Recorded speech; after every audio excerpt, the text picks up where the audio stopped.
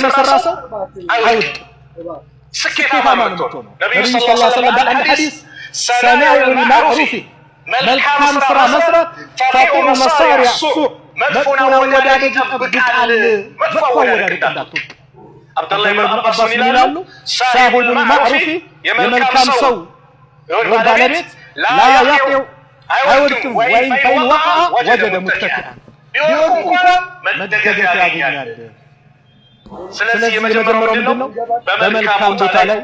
መገኘት የአላህ ባሪያ መሆን ስኬታማ ለመሆን ዛሬ አቀርበናል ሁለተኛውና ወይም ሶስተኛው ሁለቱን በአንድ ላይ ማቀርበው አመስጋኝ ባሪያ መሆን ትዕግስተኛ ሁልጊዜ በህይወታችን ባላንስ እንዲሆን ስኬታማ እንዲሆን አመስጋኝ ባሪያ መሆን አለብን ታጋሽ መሆን አለብን ሀያታችን ደግሞ ይችላል ወደንም ጠላንም በዱንያ ስኖር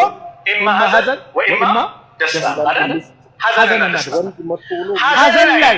ሙሲባ ላይ ችግር ላይ ታጋሽ ያልሆነ ኒዕማ ሲመጣ አመሰግነው